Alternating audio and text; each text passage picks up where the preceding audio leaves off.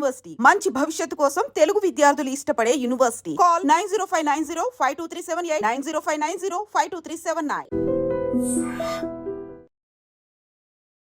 ఇప్పుడు జబర్దస్త్ ఆగిపోయింది, రీజన్ ఏంటండి ఆపడానికి? నేను ఆపడానికి రీజన్ ఏంటంటే మనకు సినిమా ఇండస్ట్రీ అంటేనే స్టెబిలిటీ లేని ఇండస్ట్రీ.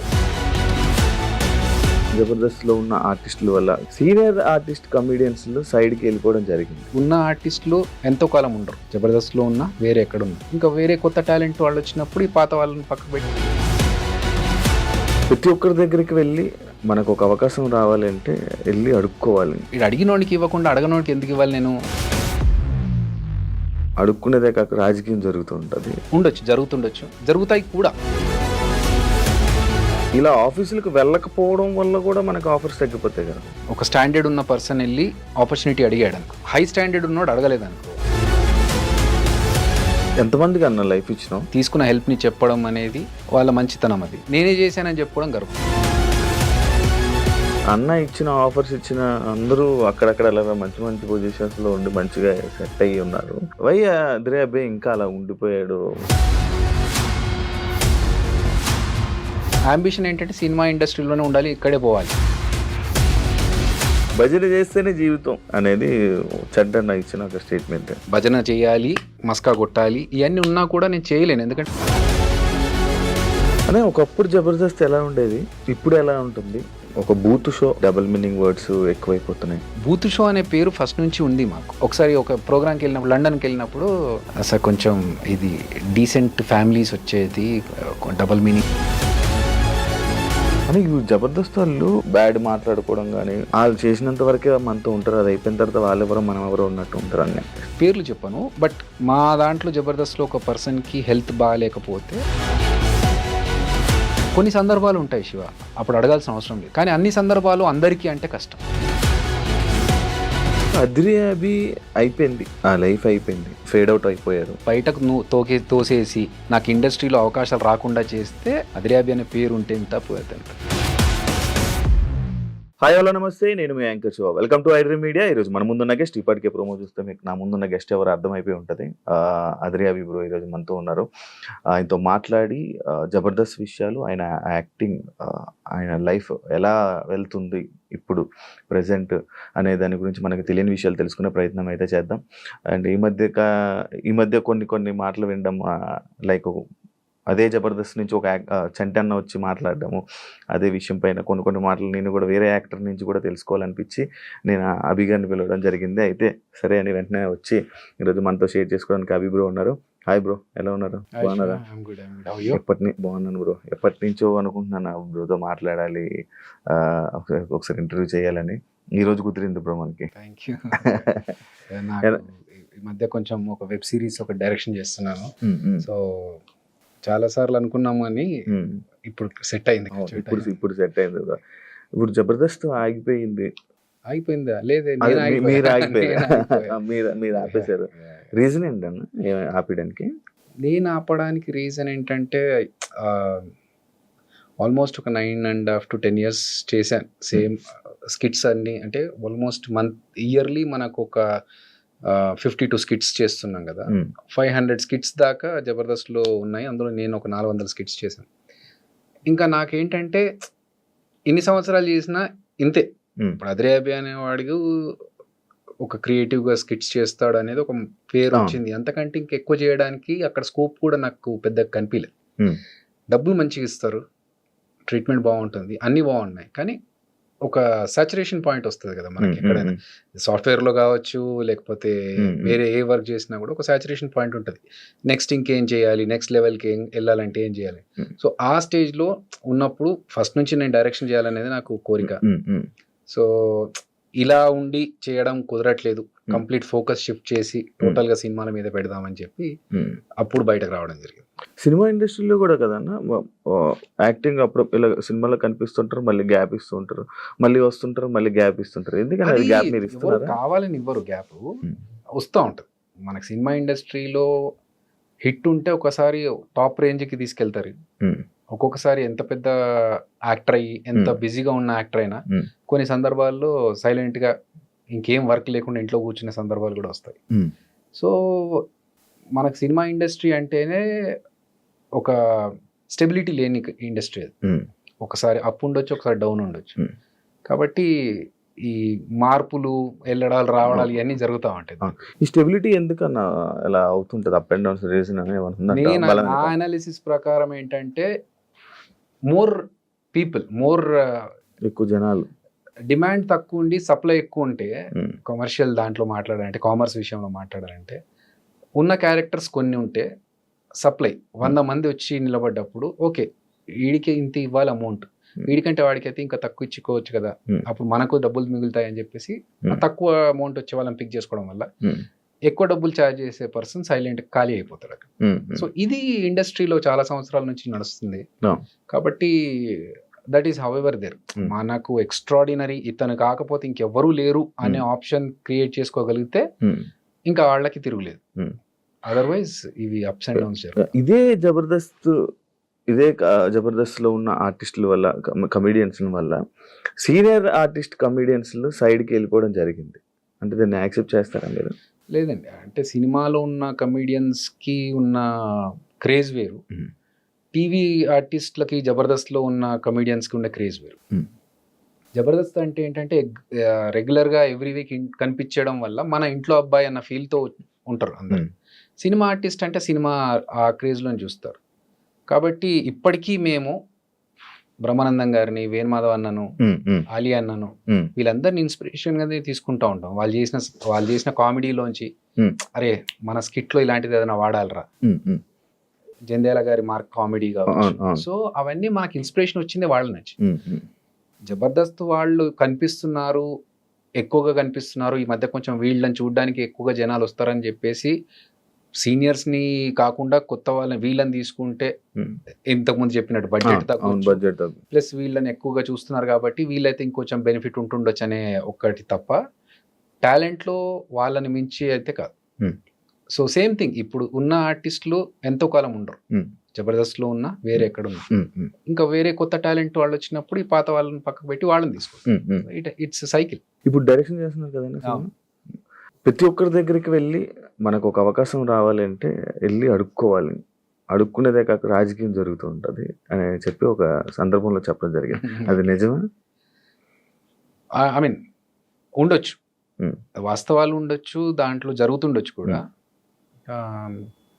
నేను ఈశ్వర్ సినిమా 22 సంవత్సరాలు ముందు చేశా, మధ్యలో కొన్ని సంవత్సరాలు గ్యాప్ వచ్చి.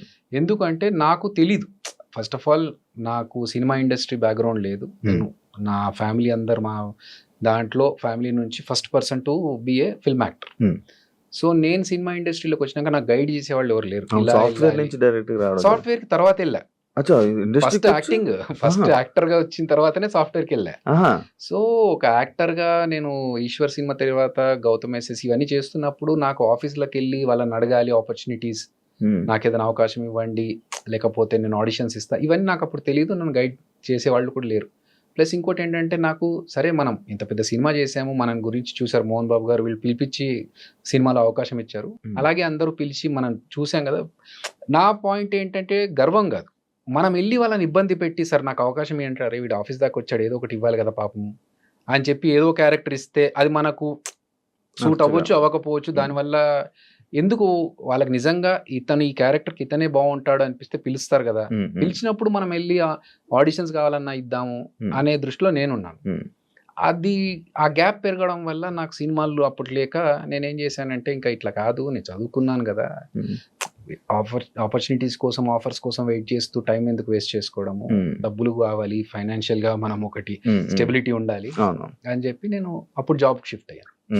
సో ఇక్కడ రాజకీయాలు జరుగుతాయి అనే విషయం మీరు అన్నారు కదా, దానికి ఉండొచ్చు, జరుగుతుండొచ్చు, జరుగుతాయి కూడా. ఎందుకంటే ఇప్పుడు ఫర్ ఎగ్జాంపుల్ జరిగిందా తెలీదు అంటే నేను పట్టించుకోను, రీజన్ చెప్తా. ఒకసారి నాకు ఒక సీరియల్ కోసం నన్ను ఫోన్ చేశారు, అప్పుడు నేను అసలు సీరియల్స్ చేయాలనే దృష్టిలో లేను, బట్ జాబ్ చేస్తూ జబర్దస్త్ చేస్తూ ఉన్నాను. మంచి పీక్ టైమ్స్లో నాకు ఫోన్ వచ్చింది, ఒక మెయిన్ హీరోగా మిమ్మల్ని సీరియల్ అనుకుంటున్నామండి, మీరు చేస్తే బాగుంటుంది అనుకున్నామంటే ఓకే ఇదేదో బాగుంది. అప్పుడు నేను జాబ్ వదిలేసి టోటల్గా ఇటు షిఫ్ట్ అయిపోవచ్చు, ఎందుకంటే నంబర్ ఆఫ్ వర్కింగ్ డేస్ ఎక్కువగా ఉంటాయి కాబట్టి అని అనుకున్నాను. కట్ చేస్తే కొన్ని రోజుల తర్వాత చిన్న ప్రాబ్లం వల్ల చేంజెస్ జరిగాయండి అని నేను వదిలేసా. సేమ్ పర్సన్ మళ్ళీ నాకు కొన్ని రోజుల తర్వాత కలిసినప్పుడు కొన్ని ఆబ్లిగేషన్స్ వల్ల కొన్ని చేంజెస్ జరిగాయండి అంటే అప్పుడు నాకు అర్థమైంది, ఓహో బ్యాక్ ఎండ్లో ఏదో జరిగింది అని చెప్పి. బట్ ఏంటి, ఎవరు చేశారు, ఎందుకు చేశారు అనేది పట్టించుకోవాల్సిన అవసరం అనిపించలేదు నాకు, ఎందుకంటే తెలుసుకొని చేయాల్సింది ఏం లేదు. So I left it. So జరుగుతాయి రాజకీయాలు అనేది డెఫినెట్గా. ఇప్పుడు ఫర్ ఎగ్జాంపుల్ ఒక డైరెక్టర్ ఉన్నాడు, అతనికి తెలిసిన పర్సన్ ఉన్నాడు, ప్రొడ్యూసర్ ఉన్నాడు, అతనికి తెలిసిన పర్సన్ ఉన్నాడు. ఇప్పుడు ఇద్దరిలో ఒకరికి ఆపర్చునిటీ ఉందంటే అక్కడ రాజకీయాలు జరుగుతాయి డెఫినెట్గా. మావాడిని పెట్టుకోవాలంటే మావాడిని పెట్టుకోవాలి. వర్త్ ఎవరు అనిపిస్తే వాళ్ళకి ఆపర్చునిటీ వస్తుంది నేను అనుకునేది. ప్లస్ ఫేట్ కూడా ఉండాలి. ఇబ్బంది పడలేదన్నా? Okay, it's a part of life journey. జరుగుతూ ఉంటాయి. మనం అవి పట్టించుకొని ఇబ్బంది పడుకుంటూ మనం ఆగిపోతే ముందుకు వెళ్ళలేము. ఇలా ఆఫీసులకు వెళ్ళకపోవడం వల్ల కూడా మనకు ఆఫర్స్ తగ్గిపోతాయి కదా? 100% తగ్గిపోతాయి కాదు, రావు. ఫస్ట్ ఆఫ్ ఆల్ అంటే ఇప్పుడు ఒక స్టాండర్డ్ ఉన్న పర్సన్ వెళ్ళి ఆపర్చునిటీ అడిగాడు అనుకో, హై స్టాండర్డ్ ఉన్నోడు అడగలేదు అనుకో, మనం ఏం ఆలోచిస్తాం, హ్యూమన్ సైకాలజీ, ఇది అడిగినోడికి ఇవ్వకుండా అడగనోడికి ఎందుకు ఇవ్వాలి నేను అని ఆలోచిస్తాం. సో ఇక్కడ ఉన్న వాళ్ళకి ఇవ్వచ్చు, అలా మిస్ అయిన ఛాన్సెస్ కూడా ఉండొచ్చు. బట్ నాకేంటంటే ఫస్ట్ ఆఫ్ ఆల్ నాకు వెళ్ళి అడగాలని తెలియదు. సెకండ్ థింగ్, ఇప్పుడు తెలిసిన తర్వాత నాకు పరిచయం ఉన్న డైరెక్టర్స్ దగ్గరికి వెళ్ళి నేను మాట్లాడి అడుగుతున్నాను, ఏదన్నా ఉంటే చెప్పండి, ఆడిషన్స్ వస్తాను, నేను ఇస్తాను, ఫోటోగ్రాఫ్స్ చూడండి, ఇది లుక్ నాది, if you want we can change, ఈ క్యారెక్టర్ ఇలాంటి క్యారెక్టర్స్ అయితే బాగుంటుంది. నో, ఈ రీసెంట్లో నేను డైరెక్షన్ చేస్తూ కూడా వేరే డైరెక్టర్స్ని వెళ్ళి కలిసారు. ఎందుకంటే నా అంబిషన్ ఏంటంటే సినిమా ఇండస్ట్రీలోనే ఉండాలి, ఇక్కడే పోవాలి. సో వేరే పెట్టుకోవద్దు మైండ్లో అని చెప్పేసి అందుకనే ఆడిషన్ తెలియనప్పుడు నేను వెళ్ళలేదు, తెలిసిన తర్వాత వెళ్ళి కలుస్తున్నాను. వేరే డైరెక్టర్స్తో మాట్లాడుతున్నప్పుడు ఓకే ఏమైనా ఆపర్చునిటీస్ ఉంటే ఇప్పటికైనా. సో తెలిసిన తర్వాత అడుగుతున్నాను, అట్లా అని చెప్పి వాళ్ళని ఇబ్బంది పెట్టడం కదా. ఇప్పుడు వాళ్ళు ఏంటి, అరే పాపం అడుగుతున్నాడు, చాలా రోజుల నుంచి వెంట పడుతున్నాడు కదా, ఏదో క్యారెక్టర్ ఇచ్చేయాలని చెప్పి ఇచ్చారనుకోండి, అప్పుడు ఏంటి అక్కడికి వెళ్ళి గుంపులో ఒక నలుగురిలో ఒకరు నిలబడాలనుకో, అప్పుడు మనకు సాటిస్ఫాక్షన్ ఉండదు. చేయవన్నాలంటే ఒకళ్ళు వచ్చినా కూడా గుంపులో అంటే దానికి ఒక రికగ్నైజేషన్ ఉండాలి. 22 సంవత్సరాల నుంచి ఉన్నాను ఇండస్ట్రీలో. అట్లీస్ట్ మొన్న తేజ గారిని కలిసా, మాట్లాడినప్పుడు నేను జబర్దస్త్ చూడనమ్మా అన్న. పర్లేదు సార్, అందరూ చూడాల్సిన కంపల్షన్ ఏం లేదు, అందరూ ఒక్కొక్కరికి ఒక్కొక్క ఇష్టం ఉంటుంది అంటే, సరే ఎలాంటి క్యారెక్టర్స్ కావాలి అనుకుంటున్నావు నువ్వు యాజ్ యాక్టర్ అంటే, సరే 22 సంవత్సరాల నుంచి ఇండస్ట్రీలో ఉన్నాను, ప్రభాస్ అన్న క్రేజ్ ఏంటో తెలుసు మీకు, అదే సినిమాతో నేను స్టార్ట్ అయ్యాను, కొంచెం అన్నా మనకు పేరుండి గుర్తుపట్టేలాగా నాకు ఒక రికగ్నైజేషన్ వచ్చే క్యారెక్టర్, అరే ఈ క్యారెక్టర్ భలే చేశాడరా అనే క్యారెక్టర్ ఉంటే ఓకే సార్, అది పాజిటివా నెగిటివా ఏంటి అనేది తర్వాత. చిన్న క్యారెక్టర్ అయినా పెద్ద, ఒక్కొక్క చిన్న క్యారెక్టర్లకు కూడా ఉండిపోతాయి లైఫ్. సో అట్లా పర్టికులర్ గా కాదు, కానీ నలుగురులో కొంతమంది ఏం చేస్తారంటే, ఓకే జబర్దస్తులు నలుగురు ఉండాలి ఫ్రెండ్స్, హీరో ఉంటాడు, హీరోతో పాటు ఒక నలుగురు గ్యాంగ్ ఉంటుంది, ఊరికే ట్రావెల్ చేస్తూ ఉంటారు, డైలాగులు ఉన్నా లేకున్నా, అలాంటివి చేసి వేస్ట్. దానివల్ల మన టైం వేస్ట్, వాళ్ళ టైం వేస్ట్. ఊరికే ఎంతమందికి అన్న లైఫ్ ఇచ్చినావు నార్మల్గా? పెద్ద మాట అది, లైఫ్ ఇచ్చడం అనేది. అట్లేం లేదు, ఇప్పుడు నాకు ఒకరు ఆపర్చునిటీ ఇస్తేనే నేను ఇండస్ట్రీలోకి వచ్చాను. సో మనకు కుదిరినప్పుడు ఒకరికి ఏమైనా హెల్ప్ చేస్తే వాళ్ళ టాలెంట్ చూపించుకుంటారు కదా, అంతే తప్ప టార్గెట్ పెట్టుకొని వీళ్ళకి ఇలా చేయాలి, హెల్ప్ చేయాలి అన్నది అలాంటి ఇంటెన్షన్ అయితే లేదు. జబర్దస్త్లోని కానీ ఇందులోనే కానీ బయట ఉన్న ఆర్టిస్టులు కానీ సగం మంది చెప్పుకుంటారు, నేను ఈయన వల్ల వచ్చాను, ఈ పొజిషన్లో ఇలా ఉన్నాను అని చెప్తూ ఉంటారు. ఏమనిపిస్తుంటుంది అన్న నీకు? అది వాళ్ళ గ్రాటిట్యూడ్ చూపించుకోవడం, వాళ్ళ మంచి ఉద్దేశంతో వాళ్ళు తీసుకున్న హెల్ప్ని చెప్పడం అనేది వాళ్ళ మంచితనం. అది నేనే చేశానని చెప్పుకోవడం గర్వం. So I don't believe in that. ఇప్పుడు ఆదికే కావచ్చు, మిగతా అందరికీ కావచ్చు, వాళ్ళకున్న టాలెంట్తోనే పైకి వచ్చారు. మనం ఒక చిన్న సపోర్ట్ ఇచ్చాము, వాళ్ళకు ఒక ఆపర్చునిటీ ఇచ్చాము తప్ప, వాళ్ళని ఫస్ట్ నుంచి మనమే స్టార్ట్ చేసి మనమే క్రియేట్ చేసి మొత్తం పెడితే అది గ్రేట్. సో వాళ్ళకున్న టాలెంట్కి నేను కొంచెం సపోర్ట్ చేసి పుష్ చేశాను. అది వాళ్ళు చెప్పుకోవడం వాళ్ళ మంచితనం. అది యాక్చువల్ రీసెంట్గా నేను ఒకటి విన్నది, అన్న ఇచ్చిన ఆఫర్స్ ఇచ్చిన అందరూ అక్కడక్కడ అలా మంచి మంచి పొజిషన్స్లో ఉండి మంచిగా సెట్ అయ్యి ఉన్నారు, వై అదిరే అబ్బాయి ఇంకా అలా ఉండిపోయాడు అనేది ఒకటి ఉంది. దానికి ఏం చెప్తాను? ఏమో నాకు ఐడియా లేదు, బట్ నేను నా ఫ్లోలో నేను వెళ్తున్నాను. ఏదో ఎమోషన్ అవుతున్నాను. లేదు, కొంచెం స్ట్రెచ్ చేసుకుంటున్నాను కాదు, 2-3 రోజుల నుంచి వర్కౌట్ చేయట్లేదు, అందుకే కొంచెం స్ట్రెచ్ చేసుకుంటున్నాను. బట్ ప్రాబ్లం ఏంటంటే నేను ఎక్కువగా దాని గురించి నేను ఎందుకు ఇక్కడే ఉండిపోయాను. ఐఎమ్ స్టిల్ రన్నింగ్ 22 years తర్వాత కూడా I'm still in the industry. So అదొక హ్యాపీనెస్. ఒక బాధలో కూడా నేను పాజిటివ్ సైడ్ చూడడానికి ట్రై చేస్తాను. I try to be optimistic every time.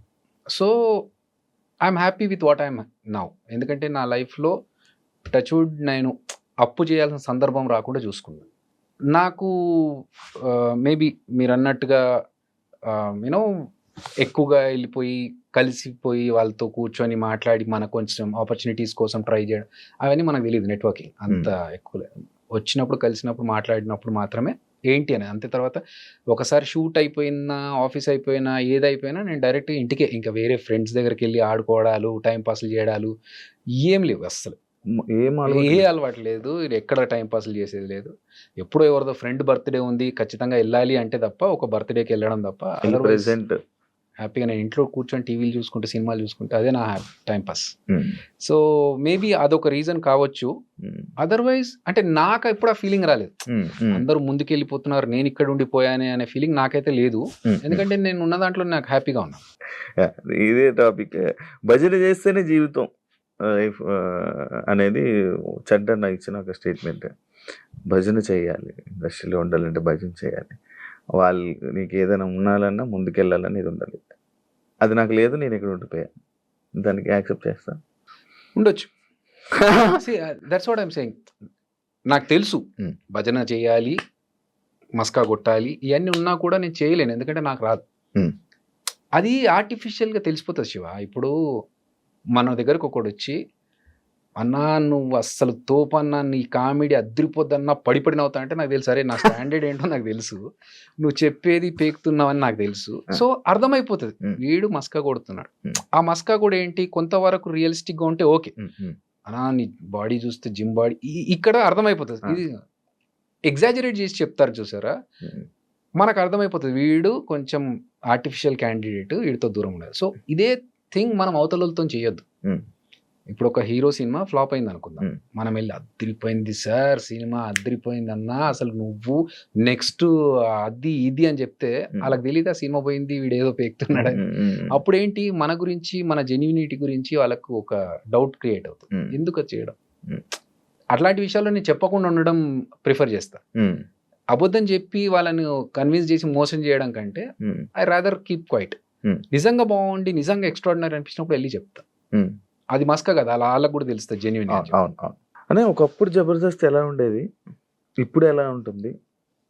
రాను రాను ఒక బూత్ షో అని చెప్పి కామెంట్స్, రాను రాను కామెడీ తగ్గిపోయింది, డబుల్ మీనింగ్ వర్డ్స్ ఎక్కువైపోతున్నాయి అనే దానిపై నువ్వేమని చెప్పాలనుకుంటున్నా? యాక్చువల్గా బూత్ షో అనే పేరు ఫస్ట్ నుంచి ఉంది మాకు. అది ఎలా చెప్పాలి, ఇప్పుడు నేను ఒక స్కిట్ చేశాను. నేను ఒక ఎంఎస్సి ఎలక్ట్రానిక్స్ బ్యాక్గ్రౌండ్ పీజీ స్టూడెంట్ని, సాఫ్ట్వేర్ బ్యాక్గ్రౌండ్ నుంచి వచ్చి జనాలు ఎంజాయ్ చేస్తున్నారు ఇదే ప్యాటర్న్ ఏమో అనుకునే ఒక అపోహతో ఒక స్కిట్ చేసా. దానికి బండబూతులు పడ్డాయి నాకు, తిట్లు. అరే ఇది కాదా, ఓకే ఐ రియలైజ్డ్ చెయ్యొద్దు ఇలా అని చెప్పి. కానీ వర్స్ట్ థింగ్ ఏంటంటే శివ, ఇప్పుడు అదే క్లిప్ ఏదైతే ఉంటుందో అది వైరల్ ఉంది. ఇంకా 10 సంవత్సరాల కూడా అదే క్లిప్ వైరల్ ఉంది. నేను సోషల్ రెస్పాన్సిబిలిటీ ఉంది మనకు కూడా, మనం చేయాలి, మంచి విషయాలు చెప్పాలి, జనాలకి మెసేజ్ చెప్పొచ్చు దీని ద్వారా అని చెప్పి చెట్ల గురించి, చెట్లు నాటాలనే విషయం, నీళ్లు సేవ్ చేయాలనే విషయం కావచ్చు, ఇలాంటి చాలా విషయాలు చెప్పాను. తడి చెత్త పొడి చెత్త ఈ సెపరేషన్ గురించి చాలా మందికి తెలియదు. ఈ స్కిట్స్ లో భాగంగా చెప్తే ఏమైనా ఇన్ఫర్మేషన్ వస్తుందేమో, అసలు ఎవడు పట్టించుకోలేడు దాని గురించి. సో బూత్ షో అని అన్నారు, అవి జరిగినాయి. కానీ చాలా మంది ఏంటంటే వచ్చి మేము బాగా ఎంజాయ్ చేస్తామండి ఇలాంటి స్కిట్స్ అని కూడా చెప్పిన వాళ్ళు ఉన్నారు. సరే అప్పటికి ఇప్పటికీ మారింది, రాను రాను ఇంకా వర్స్ట్ అవుతుంది అంటే మేబీ ఆడియన్స్ పర్స్పెక్టివ్ కూడా మారుతుంది. ఒక డికేడ్ 10 years అవుతుంది కదా జబర్దస్త్ స్టార్ట్ అయ్యి. సో అప్పుడున్న ఆడియన్స్ ఇప్పుడున్న ఆడియన్స్ కి జనరేషన్ మారేసరికి ఆ తేడా వల్ల మేబీ అలా అనిపిస్తుందేమో. బట్ ఎక్స్ట్రీమ్ వెళ్ళిపోయి చేస్తున్నవైతే ఏం లేవు. ఆల్రెడీ ఫస్ట్ నుంచి ఉన్నవే ఇప్పుడు చేస్తున్నారు. ఇప్పుడున్న వాళ్ళు కూడా మా టీమ్స్లలో ఉన్న వాళ్ళు ఇప్పుడు టీమ్ లీడర్స్ అయ్యారు. అంతే తప్ప మరీ బండబూతులకు వెళ్ళిపోయి వల్గర్గా చేస్తున్నా ఉంటే ఉండొచ్చు. నేను చూడలేదు చాలా రోజులు, ఈ మధ్య కాలంలో చూడట్లేదు. నేను వెబ్ సిరీస్ డైరెక్షన్ లో ఉన్నప్పుడు ఇంకా నాకు టైం సరిపోవట్లేదు. ప్రోమోస్ వరకు చూస్తున్నాను కానీ అక్కడికి వెళ్ళి చూసే టైం దొరకట్లేదు. కాకపోతే ఇంకొక విషయం శివ, ఇప్పుడు కొన్ని పాత సినిమాలు వస్తూ ఉంటాయి. ఆ పాత సినిమాలో హీరో హీరోయిన్ మాట్లాడుకున్న డబుల్ మీనింగ్స్ గురించి మీమ్స్ వస్తూ ఉంటాయి. ఇప్పుడు రీసెంట్ గా వైరల్ వైరల్ అవుతున్నాయి. అరే మనము 10 ఏళ్ల కింద మనము మాట్లాడిన మాటలు, ఇప్పుడు 5 ఏళ్ల కింద మాట్లాడిన మాటలు, ఈ పెద్ద పెద్ద హీరోలు, పెద్ద పెద్ద స్టార్స్ అప్పుడు వీళ్ళు మాట్లాడినప్పుడు దాని గురించి ఎవరు అనలేదు, క్వశ్చన్ చేయలేదు. తర్వాత మనం ఏదో బచ్చగలం. ఇప్పుడు వాళ్ళ ముందు స్టాండర్డ్కి మన స్టాండర్డ్ ఎంత, వాళ్ళే మాట్లాడినప్పుడు అబ్జెక్షన్ పెట్టలేదు ఆడియన్స్. ఇప్పుడు ఎందుకు దీని మీద పడుతున్నారు, దీని వంటి బూత్ షో అంటున్నారు అనేది ఒక చిన్న బాధ అంతే. అని జబర్దస్త్ వాళ్ళు చేసినంత వరకే, దాని తర్వాత దాని అందులో ఉన్న వాళ్ళలోనే వెనక బ్యాడ్ మాట్లాడుకోవడం కానీ, లేకపోతే ఏది పడుతుంది మన గురించి స్ప్రెడ్ చేసి మన తీసేయడం, అలాంటివన్నీ జరుగుతూ ఉంటాయి. అండ్ ఇంకోటి, మనకి వాళ్ళు సపోర్ట్ ఏమి ఉండరు, వాళ్ళు చేసినంత వరకే మనతో ఉంటారు, అది అయిపోయిన తర్వాత వాళ్ళు ఎవరో మనం ఎవరో ఉన్నట్టు ఉంటారు అన్న స్టేట్మెంట్కి నువ్వు ఏం చెప్తావు? చెంట అన్నాడా? సరే, ఇండస్ట్రీలో ఫ్రెండ్స్ అనేవారు వాళ్ళు ఉండరు బ్రో. నేను 22 సంవత్సరాల నుంచి ఉన్నాను ఇండస్ట్రీలో. ఫ్రెండ్స్ అనేది చాలా rare case scenarios in the industry, film industry. ఎందుకంటే ఒక సినిమా చేస్తున్నప్పుడు ఆ కంపానియన్షిప్ ఎలా ఉంటుందంటే, ఆ వారం 10 రోజులు ఒక అరకులో షూటింగ్ జరుగుతుంది అనుకోండి, అప్పుడు you are my best friend. ఎందుకంటే ఇంకా వేరే ఎవరు ఉండరు అప్పుడు. సో అప్పుడున్న ఫ్రెండ్షిప్ వేరు. కానీ అదే లైఫ్ లాంగ్ కంటిన్యూ చేయాలని అవతల వాళ్ళు ఎక్స్పెక్ట్ చేస్తారు కదా, దట్ వోంట్ హ్యాపెన్. ఎందుకంటే వీళ్ళు నెక్స్ట్ సినిమాకి వెళ్ళినప్పుడు అక్కడ ఇంకో ఫ్రెండ్ దొరుకుతాడు. సో ఇది రొటేట్ అవుతూ ఉంటుంది. ఎవరి పనులు వాళ్ళకే ఉండి, ఎవరు బిజీ వాళ్ళకే ఉంటుంది. సో అవతల వాళ్ళకి హెల్ప్ చేయడం అనేది ఒక రేంజ్ వరకు ఓకే. ఫర్ ఎగ్జాంపుల్ ఇప్పుడు నువ్వు వచ్చి, అన్న నాకు ఇది ఒక చిన్న విషయం ఉంది, నాకు ఒక సజెషన్ కావాలి, ఒక హెల్ప్ కావాలి, ఇది అన్నాను అనుకో, నా వల్ల ఎంత అవుతుందో అంత చేయగలుగుతాను. నా అంతకు నేనే వచ్చి నీ దగ్గరికి ఏంటి నీ పొజిషన్ అనే వాళ్ళే చాలా తక్కువ మంది ఇండస్ట్రీ. సో ఎవరి పనుల్లో వాళ్ళు ఉంటారు. First of all we should not expect చేసుకోవడం వల్ల ఇలాంటివన్నీ. ఎగ్జాక్ట్లీ. ఇప్పుడు మనము, నేను ఎందుకు వేరే ఫ్రెండ్స్తో తిరగను, ఇంటికి వెళ్ళిపోయి నా పని నేను చేసుకుంటా అంటే, ఈ ఫ్రెండ్షిప్ అనేది సినిమా ఇండస్ట్రీలో not a genuine thing. So కలవడం వరకు, మాట్లాడుకోవడం వరకు హ్యాపీ, అది ఓకే. అంతేగాని నాకు ఇతని వల్ల ఏదన్నా ఆపర్చునిటీ రావాలనో, లేకపోతే అతని వల్ల ఇంకా సపోర్ట్ దొరకాలనుకోవడం కష్టం. మనం ఎక్స్పెక్టేషన్స్ పెట్టుకోకపోతే మనం హ్యాపీగా ఉంటాం. ఇప్పుడు ఆ ఎక్స్పెక్టేషన్ పెట్టుకోకుండా ఉండాలంటే మనం ఏం చేయాలి, మనకు తగ్గట్టుగా మనం ప్లాన్ చేసుకోవాలి అంతే తప్ప. ఇప్పుడు నాకు కష్టాలు ఉన్నాయని నేను చెప్పి ఏదైనా అవసరం ఉంది అనుకుంటే, ఒకసారి అంటే 2 సార్లు అంటే అవతల హెల్ప్ చేస్తారు. ఎన్నిసార్లు చేస్తారు అవతల వాళ్ళు? చేయరు.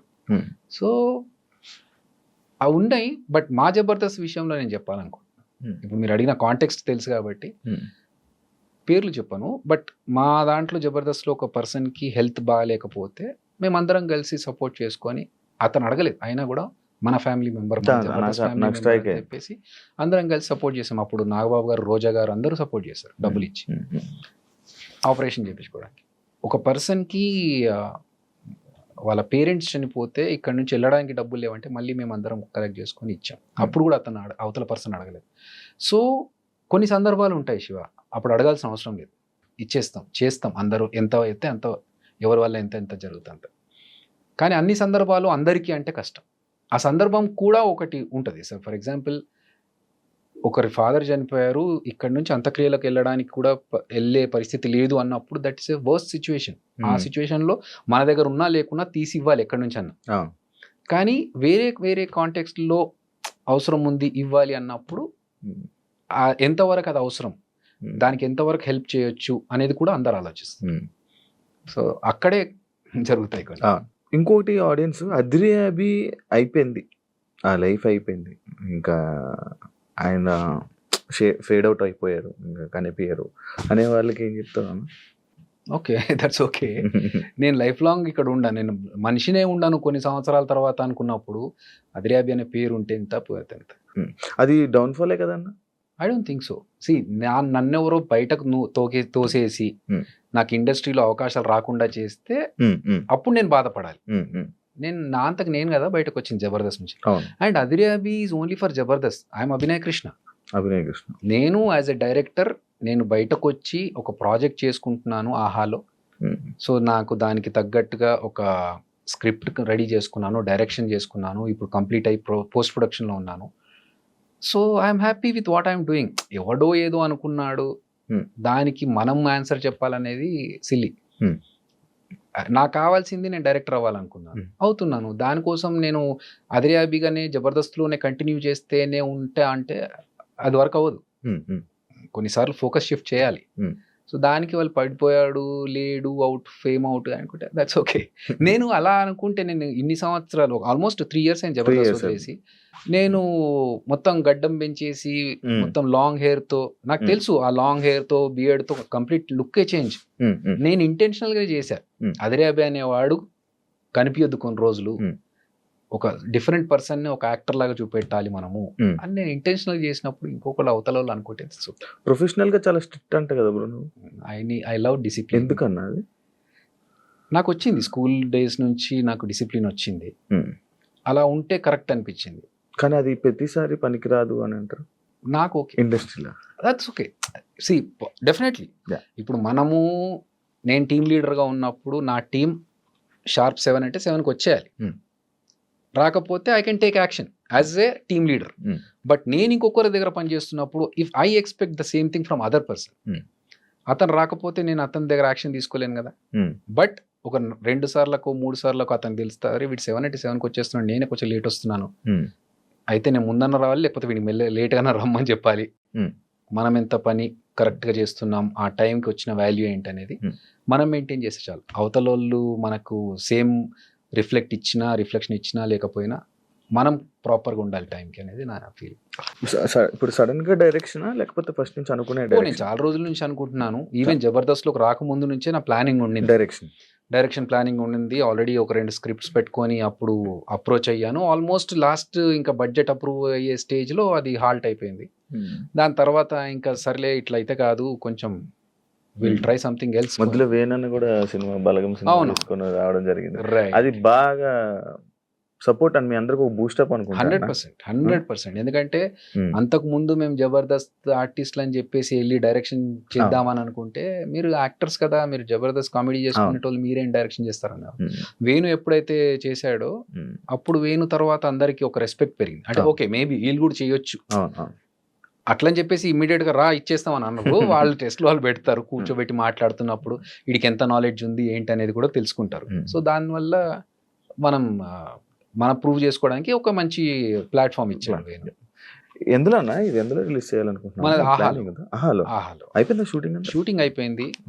ఆఫర్ అడుగుదాం అనుకున్నాను అన్న, ముందే తెలిస్తే ఏదైనా ప్లాన్ చేస్తాను. ఎందుకంటే నేను పోస్ట్ ప్రొడక్షన్ లో ఉంది, నా పార్ట్ యాజ్ ఎ డైరెక్టర్ నా వర్క్ అయిపోయింది. అందుకనే నేను ఇంకో ఫిల్మ్ యాక్టింగ్ వస్తే ఆ ఆపర్చునిటీ తీసుకున్నాను. దానికే లుక్ చేంజ్ ఇప్పుడు. అదర్వైజ్ లాంగ్ హెయిర్ మంచి రోల్, పెద్ద క్యారెక్టర్ అన్న ఒక మెయిన్ లీడ్ గా వచ్చింది ఒక క్యారెక్టర్. సో ఆ సినిమా చేస్తున్నాను. అది చేస్తున్నాను కాబట్టి చేంజ్. అండ్ కాకపోతే అక్కడ సైడ్ నా డైరెక్షన్ సైడ్ అంతా వర్క్ అయిపోయింది కాబట్టి అది అయిపోయిన తర్వాతనే షిఫ్ట్ అయ్యి, అదర్వైజ్ పనులు సగంలో వదిలేసి ఇక్కడ రావడం కరెక్ట్ కాదు. అంటే నువ్వు నార్మల్ గా నువ్వు ఇలాగ యాక్టింగ్ చేయాలి, నీది ఇది రోలు, నువ్వే మెయిన్ లీడు ఇది అనగానే వెళ్ళి ఫ్రీగా అది ఏంటి స్టోరీ కూడా వినకుండా వెళ్ళి నార్మల్ గా చేసేస్తావా? అలా చేసిన కూడా కొన్ని ఉన్నాయి అంటాను. లేదు, నేను చేయలేదు అలా చేయలేదు. అలా వచ్చిన సినిమాలు సబ్జెక్టులు వచ్చి ఇలా మీరు చేస్తే బాగుంటుంది మెయిన్ లీడ్గా అని కొన్ని సినిమాలు వచ్చాయి, కంటెంట్ అది విని వద్దులే అని చెప్పారు, చెయ్యనని చెప్పారు. ఎందుకంటే అలాంటి కంటెంట్ చేసి పాడు చేసుకోవడం కంటే వద్దు అని చెప్పేసి. మీలో ఎవరు కోటీశ్వరుడికి క్రియేటివ్ డైరెక్టర్? నేను క్రియేటివ్ డైరెక్టర్ తెలుసా ఎవరికి? అందరికి తక్కువ మంది కదా. అంటే ఐ మీన్ అవసరం ఉన్న వాళ్ళకి తెలుసు. బట్ చిరంజీవి గారు చేసినప్పుడు మీలో ఎవరు కోటీశ్వరుడు 4th సీజన్ అది. అవును, ఆ సీజన్ కి నేను క్రియేటివ్ డైరెక్టర్ గా చేశాను. అప్పటికి నీకు ఫేమ్ ఉండే కదా? అప్పటికి జబర్దస్త్ చేస్తున్నాను. మరి ఎందుకన్నా అది నాకు చిరంజీవి గారితో వర్క్ చేయడం, ఆయన అప్పటికి ఇంకా 150 రిలీజ్ అవ్వలేదు. సో అది షూటింగ్ లో ఉంది, ఈ ఆపర్చునిటీ ఉంది. చిరంజీవి గారు చాలా గ్యాప్ తర్వాత is coming back into cinema. So ఆ టైంలో ఈ ఆపర్చునిటీ వచ్చినప్పుడు నేను ఎట్లా మిస్ చేసుకోవాలి? నేను ఇంకా మీరు అడిగారా? వచ్చిందో నాకు ఇది రిక్వైర్మెంట్ ఉందని తెలిసింది క్రియేటివ్ డైరెక్టర్ గా. నేను if you are okay then I can work అని చెప్పేసి ఇంటర్వ్యూ జరిగింది. ఇంటర్వ్యూలో వాళ్ళకు నేను ఒక పీపీటీ షేర్ చేసి అవన్నీ చేసి ఆల్రెడీ కార్పొరేట్ స్టైల్లో వర్క్ చేసుకున్నాను కాబట్టి సో వాళ్ళకి అది నచ్చి తర్వాత వాళ్ళు నన్ను తీసుకున్నారు. తర్వాత చిరంజీవి గారికి ఇంట్రడ్యూస్ చేసినప్పుడు చూశాను ఈ అబ్బాయిని అంటే, సార్ నేనే సార్ అభి అంటే, నువ్వేంటి ఇక్కడ డైరెక్షన్ డిపార్ట్మెంట్ క్రియేటివ్ డైరెక్టర్, నాకు ఇంట్రెస్ట్ సార్ మీతో కలిసి వర్క్ చేస్తే హ్యాపీగా ఉంటుంది. అండ్ అదే కాకుండా బాహుబలి మూవీ టైంలో రాజమౌళి గారితో వర్కింగ్ ఎక్స్పీరియన్స్ ఏంటన్నా? చాలా వాస్ట్ ఎక్స్పీరియన్స్ అది, నేర్చుకోవడానికి చాలా ఉంది అక్కడ. ఒక ఫస్ట్ ఆఫ్ ఆల్ అక్కడ డిసిప్లిన్ అనేది అక్కడ నాకు ఇంకా స్ట్రాంగ్ అయింది. అంటే ఒక స్టేజ్కి వచ్చిన తర్వాత ఆయన కూడా, రాజమౌళి గారు కూడా అంత పర్ఫెక్ట్ టైమింగ్ మెయింటైన్ చేస్తూ ఒక పద్ధతి వెళ్తున్నారు అన్నప్పుడు మన బతుకు ఎంత, మనం ఎందుకు చేయకూడదు ఇలాగే, అంత సక్సెస్ అవ్వాలంటే ఆ డిసిప్లిన్ ఉండాలేమో, అది ఇంకా మనం గట్టిగా పెట్టుకోవాలి కదా అని చెప్పేసి. ఆయన దగ్గరికి వెళ్ళడం ఓన్లీ డైరెక్షన్ నేర్చుకోవడానికి వెళ్ళారా?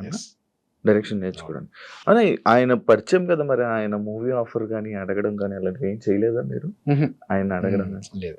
అంటే నాకు అదృష్టం ఏంటంటే, నేను రాజమౌళి గారు ఈగ సినిమా చేస్తున్నప్పుడు కంటే ముందు నుంచే పరిచయం. అంటే ఎలా అంటే, రవీంద్ర భారతిలో నేను ఒకసారి స్టేజ్ ప్రోగ్రామ్ చేశాను. కీరవాణి గారు దానికి గెస్ట్గా వచ్చారు. అది చూసి ఆయన ఫుల్గా ఇంప్రెస్ అయిపోయి నా డాన్స్ ఇమిటేషన్ చూసి, నాకు dance imitation Limca book of records ఉంది. సో ఆ డాన్స్ ఇమిటేషన్ కీరవాణి గారు చూసి వెళ్ళి ఇంట్లో డిస్కషన్లో, అరే ఒక ప్రోగ్రామ్కి వెళ్ళి వచ్చాను, ఒక అబ్బాయి భలే చేశాడు అని చెప్తే, అవునా అని చెప్పేసి నా ఫోన్ నంబర్ ఏం లేవు వాళ్ళ దగ్గర, వాళ్ళు ఎంక్వైరీ చేయించి అబ్బాయిని పిలిపించండి అని ఒక 3-4 రోజులు అయిన తర్వాత అప్పుడు నేను వస్తే, అప్పుడు పిలిచి మాట్లాడి, నీ గురించి చాలా గొప్ప చెప్పాడు మా పెద్దన్న, ఏదో ఒకసారి చూపెట్టు నీ పర్ఫార్మెన్స్ అంటే అప్పుడు చేశారు. ఇంకా వాళ్ళు ఫుల్గా ఎంజాయ్ చేశారు. ఇంకా అక్కడి నుంచి వాళ్ళతో పరిచయం పెరిగింది. తర్వాత యమదొంగ టైంలో వాళ్ళ ఆడియో ఫంక్షన్కి నాకు కొన్ని సలహాలు అడిగారు. ఈగ టైంలో ఆ మాస్కెట్ ఆడియో ఫంక్షన్లో ఒక మాస్కెట్ ఉంటుంది ఈగలాగా, ఆ ఐడియా డిస్కషన్లో నేను ఐడియా చెప్పింది నేనే. సో అట్లా పరిచయం ఏర్పడింది. ఇప్పుడు నేను వెళ్ళి, సార్ నాకు ఒక ఆపర్చునిటీ ఇవ్వండి యాక్టింగ్కి అంటే, ఫస్ట్ ఆఫ్ ఆల్ రాజమౌళి గారి సినిమాలో ఎలా ఉంటాయో తెలుసు, హీరో విలన్ తప్ప ఇంకా మిగతా వాళ్ళ క్యారెక్టర్స్ ఎలా ఉంటాయి. ఇంకా మనకున్న దీనికి మనం వెళ్ళి ఏదో అడిగి ఎందుకు ఇబ్బంది పెట్టడం, నేను చెప్పా కదా వాళ్ళకు. అలాగే వాళ్ళు కూడా ఈగలో ఒక కానిస్టేబుల్ క్యారెక్టర్ ఉంటుంది, అరే దీనికి వీడైతే బాగుంటుంది కదా అని చెప్పి నన్ను పిలిపించి, ఈ క్యారెక్టర్ ఉందిరా చేసేయి అన్నారు. హ్యాపీగా వెళ్ళి చేసుకొని వచ్చా. తర్వాత బాహుబలిలో అలాగే అసిస్టెంట్ డైరెక్టర్గా వర్క్ చేస్తున్న టైంలోనే పిలిచి, ఒక క్యారెక్టర్ ఉందని వెళ్ళి గెటప్ వేసుకుని రా, ఏం అర్థం కావట్లేదు. సో వాళ్ళు ఇచ్చారు, ఇచ్చిన దాన్ని నేను ఏమంటారు మహాప్రసాదం లాగా తీసుకున్నాను. ఆ చిన్న చేసిన 1 డైలాగ్ క్యారెక్టర్ అయినా కూడా నాకు ఉండిపోయింది లైఫ్లో. చిరంజీవి గారు కూడా గుర్తుపెట్టుకొని చెప్పారు, బాహుబలిలో చూసానయ్యా నీ సెకండ్ టైం కదా నువ్వు మళ్ళీ బాహుబలికి ప్రభాస్ తో మళ్ళీ చేయడం. కరెక్ట్, బాహుబలిలో. కాకపోతే ప్రభాస్ అన్న కాంబినేషన్ లేదు, బట్ మాట్లాడారా? అయ్యో రెగ్యులర్ గా పక్కనే కదా అసిస్టెంట్ డైరెక్టర్ ఉన్నప్పుడు, ఇంకా అదే మాట్లాడడం అవన్నీ గుర్తున్నాయా? రాగా ఫస్ట్ చూడగానే, నువ్వేంటి ఇక్కడ డైరెక్షన్ ఆర్టిస్ట్ కదా నువ్వు, నాకు ఇష్టం అన్నా. సరే మన వాళ్ళంతా ఎలా ఉన్నారు, ఇంకా అన్ని డిస్కషన్స్ అయిపోయిన తర్వాత ఇంకా అప్పుడు రిహార్సల్స్ వాళ్ళంతా చేస్తుంటే పక్కన కూర్చొని, ఏంటి ఎవరెవరు ఏ టైంకి వస్తున్నారు, ప్రాక్టీస్ ఎలా చేస్తున్నారు అంతా నేను మానిటరింగ్ చేయాలన్నా. ఏం అనిపిదా అన్న, అరే నేనేంటి ఇలా చేయడం అని? మనకి ఇష్టం ఉన్న వర్కే కాబట్టి మనం చేస్తాం. సో దానికి అనిపించడం అనేది పెట్టుకోదు మైండ్లో. First of all Eshwar cinema తర్వాత నీకేమైనా నీ లైఫ్లో కెరీర్ మారడం కానీ, నీ లైఫ్ యాక్టింగ్ కానీ ఏమైనా కొత్తగా లైఫ్ జర్నీ టర్న్ అవ్వడం ఏమైనా జరిగిందా, లేకపోతే ఎప్పుడు ఉండేలాగానే ఉందా? చాలా జరిగింది. ఎలా వచ్చిందన్న అసలు ఆఫర్ కూడా? ఈశ్వర సేమ్ కీరవాణి గారు ఎలా చూసారో అదే రవీంద్ర భారతిలో జంధ్యాల హాస్యోత్సవం అని చెప్పేసి ఒక కార్యక్రమం జరిగింది. దాంట్లో నేను ఇమిటేషన్ డాన్స్ చేస్తుంటే, జలదంకి సుధాకర్ గారు అని రైటర్, పరచూరి బ్రదర్స్ దగ్గర ఆయన గోస్ట్ రైటర్ గా చేశారు. ఆయన జయంత్ గారికి ఈ సినిమా డైలాగ్స్ రాస్తున్నప్పుడు, ఈశ్వర్ సినిమా, ఫ్రెండ్ క్యారెక్టర్ కి అబ్బాయి బాగుంటాడు సార్ కొంచెం అంటే, అందులో ఈశ్వర్లో ప్రభాస్ అన్న ఫ్రెండ్ పక్కన ఫ్రెండ్ లో ఒకటికి సినిమా పిచ్చే, ఆ క్యారెక్టర్ కి నన్ను నా డాన్స్ ఇమిటేషన్ చూసి, అరే ఈడైతే కరెక్ట్ గా యాప్ట్ అని చెప్పేసి పిలిపించారు. పిలిపించి ఆడిషన్స్ చేస్తే, ఈ క్యారెక్టర్ కి బాగా సూట్ అవుతావు నువ్వు అని చెప్పేసి ఆ క్యారెక్టర్ లో పెట్టాడు. నాకు చెప్పడం ఏంటంటే, ఈశ్వర్లో ఫస్ట్ ఈ సినిమాలో ప్రభాస్ అండ్ నలుగురు గ్యాంగ్ లో నువ్వు ఒక్కడవే కొంచెం బుర్రవాడి పనులు చేసేవాడివి, ఎందుకంటే డబ్బులన్నీ నీ దగ్గరే ఉంటాయి, నువ్వు డబ్బులు సంపాదించేవాడు, మిగతా వాళ్ళంతా నీ దగ్గర డబ్బులు తీసుకొని ఎంజాయ్ చేసే బ్యాచ్. సో ప్రభాస్ అన్నని ఏదన్నా అనగలిగే కెపాసిటీ నీకు ఒక్కడికి ఉంటుంది ఈ సినిమాలో ఉమ్, అన్నట్టుగానే ఆ సినిమాలో హీరోయిన్ గురించి ఒక చిన్న సీన్ వచ్చినప్పుడు నేను తిట్టేస్తా, ఉమ్, ఏంట్రా దాని వెంట పడుతున్నావు ఊరుకూరికే, ఉమ్, నీ పని లేదా అని చెప్పేసి. సో మిగతా వాళ్ళు ఎవరు అలా ఉండరు, నా క్యారెక్టర్ అలాంటిది. Hmm. సో అలా డిజైన్ చేసుకున్న క్యారెక్టర్కి ఆడిషన్స్లో నన్ను సెలెక్ట్ చేసి ఉమ్, అక్కడి నుంచి నా సినిమా లైఫ్ స్టార్ట్ అయింది. Hmm. So up and downs, characterization చేంజ్లు చాలా జరిగాయి. ఉమ్, యాజ్ ఎ ఫ్రెండ్గా ఎంటర్ అయ్యాను. ఉమ్, మధ్యలో కొన్ని రోజుల తర్వాత ఒక చిన్న 2 సినిమాలు హీరోగా వచ్చాయి. ఉమ్, ఇవి వర్కౌట్ అవ్వట్లేదని చెప్పేసి మళ్ళీ సాఫ్ట్వేర్కి వెళ్ళాను. జాబ్ చేసుకుంటూనే మళ్ళీ టీవీకి వచ్చాను. ఉమ్. జబర్దస్త్ ద్వారా, అంటే అంతకు ముందు యాంకర్గా వచ్చా, యాంకర్గా కొన్ని అవును, షోస్ కొన్ని చేశాను. shows చేసావు. చేసిన తర్వాత మళ్ళీ జబర్దస్త్ వచ్చింది. జబర్దస్త్లో ఒక కమిడియన్గా చేసుకుంటూ వచ్చా. So there are lot of changes. I am enjoying the journey. ఇవన్నీ నీకు ఎక్స్పీరియన్స్ తో చేసావా అన్న, లేకపోతే ఇందులోకి రాగానే అవి నేర్చుకొని చేసినవా? లైక్ నేనంటే ఇప్పుడు ఒక యాంకర్ చేసావు, నువ్వు యాక్టింగ్ ఇంట్రెస్ట్ తో వచ్చేసావు అంటే నేర్చుకుని ఎక్కడైనా నేర్చుకుని వచ్చావా? లేదు, Direct గా మనకు వచ్చేసావా? డాన్స్ వచ్చు, డాన్స్ ద్వారానే Act- వాళ్ళు ఇచ్చిన సీన్ ని మనం ఎన్హాన్స్ చేసుకొని చూపిస్తున్నామా లేదా అనే ద్వారా యాక్టింగ్ వచ్చింది. యాక్టింగ్, దాని తర్వాత యాంకరింగ్. అవును. యాంకరింగ్ కూడా నీకు రాదు, వచ్చానా ముందు యాంకరింగ్? అంతకుముందు ఎప్పుడు చేయలేదు. అంతకుముందు ఏం చేయలేదు. సో వాళ్ళు ఎప్పుడైతే పిలిచి ఇట్లా ఈ టీవీలో మేము టీవీ షో స్టార్ట్ చేస్తున్నాము, మీరు యాంకరింగ్ చేస్తారంటే నాకు ఎక్స్పీరియన్స్ లేదు అంటే మేము గైడ్ చేస్తాం, మీరు రండి అన్నారు. సో అప్పుడు నేను జాబ్ చేస్తున్నాను. సో ఇది మంచి ఆపర్చునిటీ మనకు అని చెప్పేసి నేను వచ్చేసాను. అదే, నీ జర్నీలు మొత్తం అన్ని నాకు మీకు రానివే అలా జరుగుతూ ఉన్నాయి. అలా వస్తున్నా పోతున్నాయి, కానీ వచ్చిన దాన్ని మాత్రం నేను 100% ఎఫర్ట్స్ పెట్టి దాని మీద హోంవర్క్ చేసుకొని, ఫర్ ఎగ్జాంపుల్ యాంకరింగ్ అన్నప్పుడు ఓకే ఆ టైంలో ఉన్న యాంకర్స్ ఎవరు, వాళ్ళు చేస్తున్న పద్ధతులు ఏంటి, మనం వాళ్ళకంటే డిఫరెంట్గా చేయాలంటే ఏం చేయాలి. సో ఇఫ్ యూ సీ యాంకరింగ్లో డాన్స్తో స్టార్ట్ చేసింది ఫస్ట్ మేమే. నేను, నాతో పాటు ఇంకొక అమ్మాయి అలెఖ్య అని ఉండేది. సో ఇంట్రడక్షన్ షో స్టార్ట్ అవ్వాలి యాంకర్ది అన్నప్పుడు ఫస్ట్ ఇంట్రడక్షన్ వచ్చి ఒక డాన్స్ చేసి తర్వాత హాయ్ హలో నమస్తే welcome this is Adhire Abhinay Krishna. So ఆ స్టార్ట్ అనేది అక్కడి నుంచే స్టార్ట్ అయింది. దాని తర్వాత ఇప్పుడు వేరే వేరే యాంకర్స్ డాన్స్లు చేస్తూ మాట్లాడడం ఇవన్నీ తర్వాత వచ్చినాయి. కానీ అదొక ఓకే, అప్పుడు లేదు మేము కొత్తగా స్టార్ట్ చేయాలని, ఒక యాంకర్గా ఇంకేం చేయొచ్చు, ఒక బ్రేక్ చెప్పేటప్పుడు ఎలా చెప్పొచ్చు. సో ఆ వర్క్ అయితే చేశాం. నన్ను అందరూ మురళీమోహన్ గారు దానికి జడ్జి నేను చేసిన షోకి. సో ఆయన చాలా అప్రిషియేట్ చేశారు ఆ విషయాన్ని, ఎందుకంటే నార్మల్గా అందరూ hi let's take a break now అన్నారు, వెల్కమ్ బ్యాక్ అంటున్నారు. నేను అన్నాను సార్ ఇలా కాదు, నేను ఏదో కొత్తగా చేస్తేనే కదా నన్ను యాంకర్గా రికగ్నైజ్ చేస్తారు. ఓకే తింటున్నారా, తింటూనే ఉండండి, మీరు తిని చేయి కడుక్కునే లోపు మళ్ళీ వచ్చేస్తాం, యాడ్ చేద్దాం సార్. ఈ మాట చెప్పినప్పుడు మురళీమోహన్ గారు ఎపిసోడ్ టెలికాస్ట్లో చూస్తూ కరెక్ట్ నేను తింటున్న టైంలోనే వచ్చిందయ్యా నువ్వు చెప్పిన మాట, అరే భలే కనెక్ట్ అయ్యామే అనుకున్నాను అని. సో మనకు తెలుసు ఏ టైంలో ఈ ఎపిసోడ్ పడుతుంది, ఆ టైంలో జనాలు ఏం చేస్తూ ఉంటారు. హలో మాస్టర్ ఏంటి అటు ఇటు చూస్తున్నారు, ఇక్కడ చూడండి సార్ మా ఎపిసోడ్లో బ్రేక్ తీసుకుంటున్నాం, ఈ గ్యాప్లో మీరు ఏమైనా చేసుకుంటే చేసుకొచ్చేసేయండి. ఇవన్నీ మీరు క్రియేట్ చేసి ఆఫ్ కోర్స్. సో అలా చేసి ఇవన్నీ చెప్తే వాళ్ళకి ఇది బాగుంది, కొత్తగా ఉంది, చేసుకోవచ్చు, కంటిన్యూ. నీకు యాంకర్స్లో నీకు ఒక స్పెషలైజేషన్ ఒక డిఫరెంట్గా చేయడానికి ఇది నీకు చాలా సరిపోతుంది అని. అట్లా నాకు వచ్చిన దాన్ని నేను ఇంకెంత బెటర్గా చేయొచ్చు అనేది చేసుకుంటూ పోయాను. Same example Jabardasth. జబర్దస్త్కి నేను ఒక యాంకర్గా ఉన్నప్పుడు నన్ను పిలిచారు యాజ్ ఎ టీమ్ లీడర్.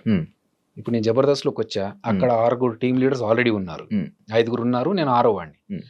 నాకు వాళ్ళకి ఏదన్నా ఒక డిఫరెన్షియేట్ ఉండాలి. సో అందరూ సేమ్ కామెడీ చేస్తున్నారు, అందరూ సేమ్ స్టైల్లో చేస్తున్నారు అంటే కాదు. నాకున్న టాలెంట్ ఏంటి, మనకున్న ఫేస్ కి కామెడీ ఫేస్ కాదు, దీన్ని 100 ఎక్స్ప్రెషన్స్ ఇంక్లూడ్ చేసి 100 కష్టాలు పడితే తప్ప ఒక సింపుల్ గా పేలే పంచి నేను పేల్చలేను. సో అలా ఉన్నప్పుడు నేను ఏం చేయాలి, ఇంకొక రకంగా ఎలా ఇంప్రెస్ చేయాలంటే ఓకే లెట్స్ థింక్ క్రియేటివ్. అట్లా ఆలోచించి జబర్దస్త్లో ఒక 10 క్రియేటివ్ థింగ్స్ నేను చేసినాయి నాకు గర్వంగా చెప్పుకోగలుగుతా. ఒకటి సెలబ్రిటీతో స్కిట్ చేయించడం ఫస్ట్ నేను చేశాను, తెలంగాణ శకుంతలమ్మతో చేసి. దాని తర్వాత ఒక డిజిటల్ టీవీ పెట్టుకొని టీవీలోంచి ఒక పర్సన్ మాట్లాడుతూ ఉంటే బయట నుంచి నేను కౌంటర్స్ అది నేను చేశాను. తోలు బొమ్మలు చేశాను, తమిళ్ డబ్బింగ్ స్కిట్ చేశాను, వైట్ అండ్ వైట్ వేసుకొని ఒక రౌడీ షీటర్ ఎలా ఉంటాడు రియలిస్టిక్ అది నేను చేశాను, అలాద్దీన్ చేశాను, టామ్ అండ్ జెర్రీ చేసాం. ఈ మన స్కేట్స్ వేసుకొని ఫస్ట్ స్కిట్ చేసింది నేనే, ఓవర్ బోర్డు మీద స్కిట్ చేసింది. సో ఇలా ఎస్ నువ్వు నీ జబర్దస్త్లో ఏం పీకేవరా, నువ్వు ఎన్ని స్కిట్లు ఏం చేసావు, అసలు నీ స్కిట్లు ఏదైనా గుర్తున్నాయంటే ఎస్ నేను ఒక 10 కొత్త వేరియేషన్స్ ఇచ్చాను స్కిట్స్, ఆ సాటిస్ఫాక్షన్ చాలు. అంటే జీవితం గురించి మీ ఫిలాసఫీ ఏం చెప్తావా? మారుతూ ఉంటుంది బ్రో. జీవితం అంటే ఎక్స్పీరియన్స్తో పాటు మన ఒక ఫిలాసఫీ కానీ మన డెఫినిషన్స్ కానీ మారుతూ ఉంటాయి. తెలిసిన వాళ్ళు ఎవరో టక్కున చనిపోయారు అనుకో, ఇంతే లైఫ్, ఎప్పుడు ఉంటామో ఎప్పుడు పోతామో తెలియదు, ఉన్న రోజులు కరెక్ట్గా ఉండాలి, హ్యాపీగా ఉండాలి, చేయాల్సినవన్నీ చేసేసుకోవాలి తొందరగా అనే ఒకటి ఉంటుంది. నేను మాత్రం ఫీల్ అయ్యేది ఏంటంటే మన వల్ల ఇంకొకటి బాధపడొద్దు. మనం వాడిని సంతోష పెట్టకున్నా పర్లేదు, కానీ మన వల్ల ఇంకొకటి బాధపడకూడదు, ఇంకొకటి మోసం చేయకూడదు, అప్పు తీసుకోవద్దు ఎవరి దగ్గర. మన లైఫ్ మనం చేసుకుంటూ వెళ్ళిపోవాలి. అప్పు తీసుకోవడం తప్ప? నా విషయంలో తప్పు. ఎందుకు? అదొక బర్డెన్.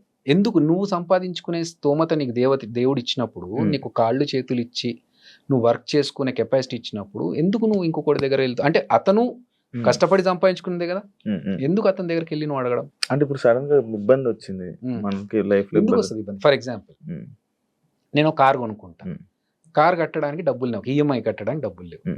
నాకు నా పరిస్థితి తెలుసుకొని కూడా నేను ఎందుకు కార్ కొనాలి? నేను ఈఎంఐ కట్టలేని పరిస్థితిలో ఉన్నప్పుడు నేను కార్ ఎందుకు కొనాలి? అలాంటి పరిస్థితుల్లో కార్ అమ్మేసుకోవాలి. వద్దు, బీ ప్రాక్టికల్ శివ. ఎందుకంటే అవతల పర్సన్, మనకి అప్పు ఇచ్చే పర్సన్ కూడా కష్టపడి అతను కూడా సంపాదించుకుంటేనే కదా, అతను ఆ కెపాసిటీ అతనికి ఉండి అతను చేసుకోగలుగుతున్నప్పుడు మనం ఎందుకు చేసుకోలేకపోతున్నాం? సో నేను కొన్ని పెట్టుకున్నాను అట్లా, ఎవరిని హర్ట్ చేయొద్దు, లేకపోతే మన వల్ల ఇంకొకటి బాధపడొద్దు, మన పని మనం చేసుకుంటూ పోవాలి. ఎందుకు వేరే వాళ్ళ దాంట్లో మ్యాటర్స్లో తలదూర్చడాలి? ఇవన్నీ ఫినాన్షియల్ ఓకే అన్న, సంపాదించుకున్నా, నేను కష్టపడి సంపాదించుకున్నా. ఎందుకంటే నాకు తెలుసు సినిమా ఇండస్ట్రీలో స్ట్రగుల్స్ ఉంటాయని. సో నేను వర్క్ చేశాను, డబుల్ షిఫ్ట్స్ చేశాను. మార్నింగ్ సాఫ్ట్వేర్ జాబ్ చేశాను, మధ్యలో ఈవెంట్స్ చేశాను, జబర్దస్త్ చేశాను.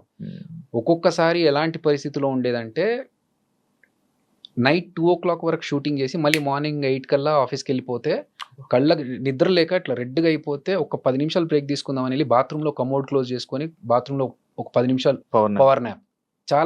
చాలా సందర్భాల్లో కార్లో డ్రెస్ మార్చుకున్న సిచ్యువేషన్స్ ఉన్నాయి నాకు. షూటింగ్ నుంచి ఆఫీస్కి వెళ్ళాలి, షూటింగ్ అయిపోయినాక హ్యాపీగా ఇంటికి వెళ్ళి పడుకోవచ్చు కదా, లేదు నేను ఆఫీస్కి వెళ్ళాలి. షూటింగ్లో మధ్యలో ఆగి షర్ట్ మార్చుకొని మళ్ళీ ఫార్మల్స్ వేసుకొని వెళ్ళి షూ వేసుకొని ఆఫీస్కి వెళ్ళేటప్పటికి మంచి నీట్గా దూకొని ఆఫీస్లోకి వెళ్ళిపోతాను. సో అది నాకు ఎవరో ఫ్రీగా ఇచ్చిన డబ్బు కాదు, నేను కష్టపడి డబల్ షిఫ్ట్లు, ట్రిపుల్ షిఫ్ట్లు చేసుకుంటూ ఒకసారి ఇక్కడ చేసుకొని మళ్ళీ అక్కడికి వెళ్ళి okay, that's okay, because we are not working for free. So డబ్బులు వస్తున్నప్పుడు మనం కష్టపడడంలో తప్పలేదుగా. అలా ఫైనాన్షియల్ గా నాకు నేను జబర్దస్త్లో రాకముందే నువ్వు కొనుక్కుండే, నేను కొనుక్కుంది. సూపర్.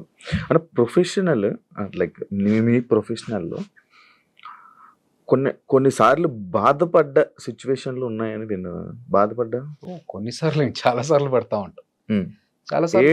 అంటే అదే నేను విన్నది, లైక్ నువ్వు సపరేట్గా వెళ్ళి ఎలోన్గా ఫీల్ అవుతావు ఉంటుంది, ఈ బాధను మళ్ళీ వేరే వాళ్ళకి ఎవరు షేర్ చేసుకోవు. అంతేగా, మనం హ్యాపీనెస్ షేర్ చేసుకోవాలని బాధలు షేర్ చేసుకుంటే ఏడుస్తావా?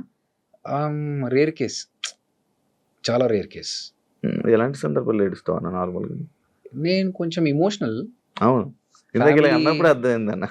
లేదు, ఫ్యామిలీకి రిలేటెడ్ అట్లాంటివి ఏదైనా ఉంటే నేను అసలు తట్టుకోలేను.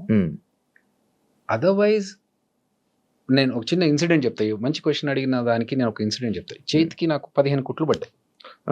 ఓకే, సో ఇదేం జరిగింది, అంత అయిపోయింది. ఇదేం జరిగిందంటే, ఒక మూవీలో ఫైట్ సీక్వెన్స్ చేస్తున్నాం. ఆ కొట్టినప్పుడు ఆ ఫైటర్కి పన్నుకు తగిలింది. తగలడం వల్ల ఇది కట్ అయిపోయి, ఇది ఇంత వాచిపోయింది, అప్పుడే బ్లడ్ బ్లీడ్ అవుతా ఉంది, ఇది కట్ అయిపోయింది. ఇంకా చేతికి కట్టుకొని షూటింగ్ మధ్యలో ఆపలేంగా, వాళ్ళకి ఇబ్బంది, మళ్ళీ అంతమంది వెయిట్ చేస్తున్నప్పుడు కట్టుకొని షూటింగ్ అంతా ఫినిష్ చేసాం. మార్నింగ్ 9కి 8:30-9కి దెబ్బ తగిలితే ఈవినింగ్ 6 వరకు షూటింగ్ అలాగే చేసాం. అయిపోయేసరికి ఇంత లావుగా వాచింది. ఏడుపు రావట్లేదు, బాధ, నొప్పి సుర్ర కొడతా ఉంది లోపల నుంచి. కానీ అది అయిపోయాక నేనే కార్ డ్రైవ్ చేసుకుంటూ మళ్ళీ ఇంటికి వచ్చి, ఇంట్లో వాళ్ళకు చెప్పకుండా పట్టి కట్టేసుకున్నా కదా, ఏం లేదు, చిన్న లోపల ఏముందో తెలియదు వాళ్ళకి. అప్పటికే సూచర్స్ వేయించేసి పట్టి కట్టేసుకొని పైకి వచ్చేసి, ఫంక్షన్ ఉందన్నారు కదా పోదామా అని. కానీ చేతికి బాగాలేదు కదరా నీకు, ఏం కాదు, ఒక చేయి ఉంది కదా.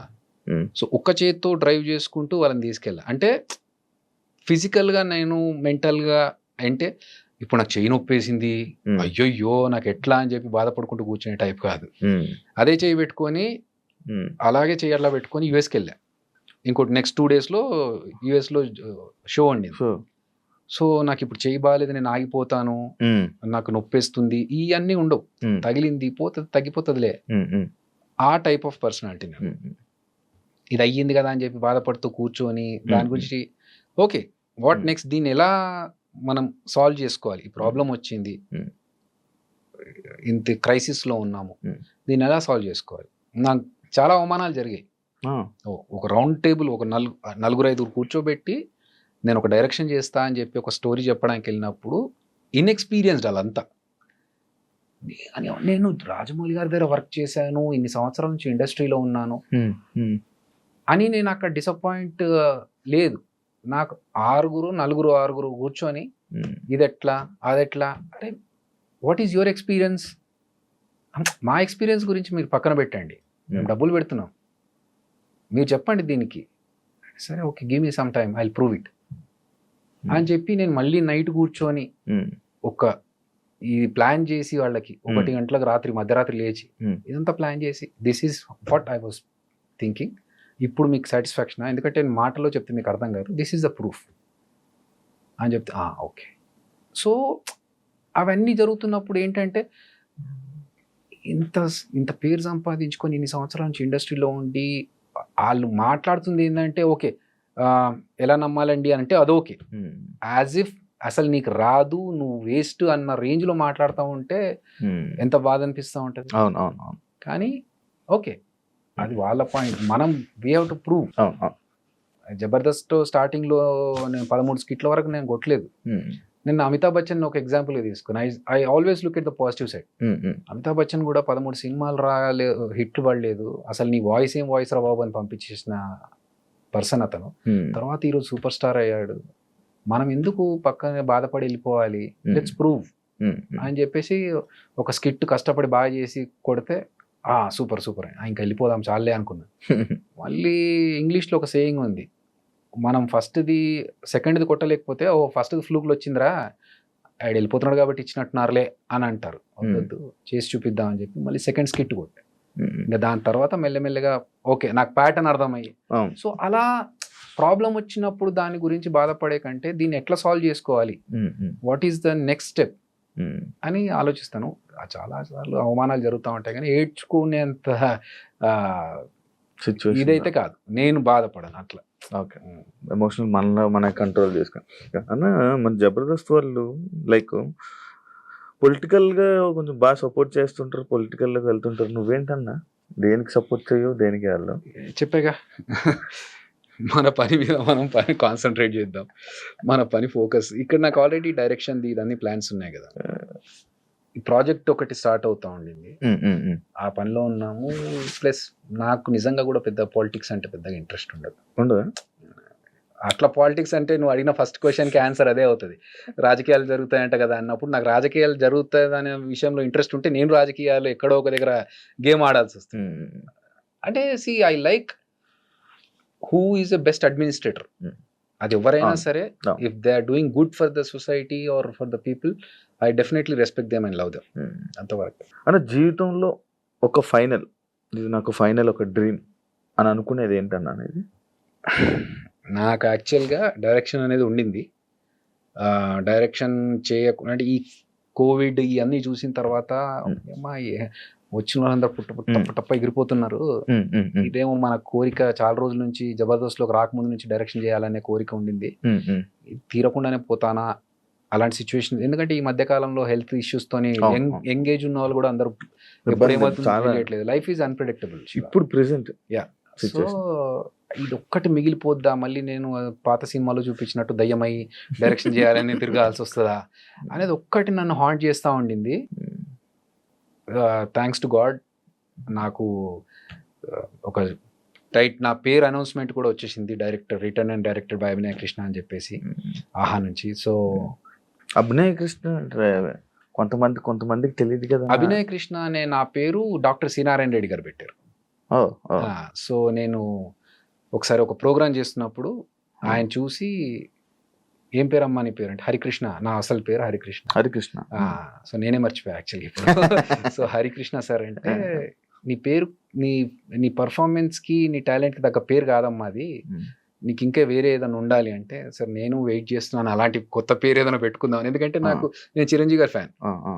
సో చిరంజీవి గారు ఎప్పుడైతే శివశంకర వరప్రసాద్ నుంచి చిరంజీవి అయ్యారు, అరే నేను కూడా ఏదైనా పేరు మార్చుకుంటే బాగుంటుందేమో నాకు కూడా అనే దాంట్లో ఉన్నప్పుడు కరెక్ట్ టైంలో అది కోఇన్సిడెంటల్ గా ఆయన నీకు వేరే ఇంకో ఏదైనా పేరు ఉంటే బాగుంటుందమ్మా అంటే, సార్ నేను వెయిట్ చేస్తున్నాను సార్ అలాంటి పేరు కోసమే అంటే, సరే నేను చెప్తానులే అన్నారు. అంత పెద్ద మనిషి ఆయనే చెప్తా అన్నప్పుడు ఇంకా మనకి ఓకే సార్ అంటే నాకు రేపటి వరకు టైం ఇవ్వు నేను చెప్తా అన్నారు. ఓకే రేపటి వరకు అనుకున్నాను. ఆయన ప్రోగ్రామ్ ఫినిష్ అయ్యే లోపు స్టేజ్ మీద పిలిచి అభినయ కృష్ణ ఎలా ఉంది అన్నారు. ఇంకా అస్సలు నాకు మాటలు లేవు, ఫిక్స్ టైటిల్. కొంతమంది ప్రేక్షకులు గుర్తుపట్టలేరు కదా అన్న, ఆడియన్స్. దట్స్ ఓకే, ఫేస్ అయితే గుర్తుపడతారుగా. ఫేస్ గుర్తుపడతారు చాలే. ఇప్పుడు వేణు వండర్స్, టిల్లు వేణు ఎల్దండి. సో అభి అనేది అయితే ఉంది, అభినయ కృష్ణ. అయితే అదిరే అభి కంటే ముందు నుంచి అభినయ కృష్ణ అనే పేరు నాకు ఉంది. సో మధ్యలో జబర్దస్త్ ద్వారా అదిరే అభి అనే వచ్చింది తప్ప అభినయ కృష్ణ అనేది ఫస్ట్ నుంచి ఉంది నాకు. సో ఇప్పుడు తెలుసుకుంటారు అభినయ కృష్ణ కంటే అదిరే అభి కంటే ముందు అభి అని ఏకే అని తెలుసు జనాలకి. నేను రంగం అనే ప్రోగ్రామ్ లో బ్యాండ్ ఉండేది నాకు, మా టీవీలో రంగం అనే ప్రోగ్రామ్ చేసినప్పుడు ఏకే అనే బ్యాండ్ ఉండేది. సో రష్మి ఇప్పటికీ ఏకే అని పిలుస్తుంది. అట్లా అప్పుడు ఆ పేరు జబర్దస్త్ లో ఉన్నప్పుడు అదిరే అభి, ఇప్పుడు అభినయ కృష్ణ. ఓకే కొత్తగా పేరు, నా పేరు ఇదండి అని చెప్పుకుంటుంది, ఫైన్. ఫేస్ అయితే తెలుసు కాబట్టి ఓహో వీడి పేరు మారిందా అనుకుంటే చాలు. జబర్దస్త్ వల్ల ఏమైనా ఎఫెక్ట్ అయ్యావా? పాజిటివ్ గానే నెగిటివ్ గానే. రెండు. నేను నెగిటివ్స్ పెట్టుకోలేదు మైండ్ లో, బట్ పాజిటివ్ అయితే డెఫినెట్ గా ఫైనాన్షియల్ గా నాకు సపోర్ట్ దొరికింది, పేరు బాగా వచ్చింది నాకు. పెద్ద డైరెక్టర్ దగ్గరికి ఒకసారి పెద్ద ప్రొడ్యూసర్ గారి దగ్గరికి వెళ్ళినప్పుడు, ఇండివిజువల్ గా సెపరేట్ గా వెళ్ళినప్పుడు నేను చూసానమ్మా జబర్దస్త్ లో చేస్తావు కదా నువ్వు అని చెప్పి వాళ్ళు ఇచ్చిన రెస్పాన్స్ చాలా హ్యాపీగా అనిపించింది. That is a positive side. డబ్బుల పరంగా నాకు ఎప్పుడు ఇబ్బంది కలగలేదు జబర్దస్త్ లో ఉన్నప్పుడు. ఆపర్చునిటీస్ ఎక్కువగా వచ్చాయి. ఒకసారి జనాలు మీరు అన్నట్టు బూత్ షో కదా అనే పాయింట్ వచ్చినప్పుడు, ఓకే బూత్ షో అంటే నేను ఒకసారి ఒక ప్రోగ్రామ్కి వెళ్ళినప్పుడు, లండన్కి వెళ్ళినప్పుడు, అసలు కొంచెం ఇది డీసెంట్ ఫ్యామిలీస్ వచ్చేది, డబల్ మీనింగ్స్ ఏం రాకుండా చూసుకో.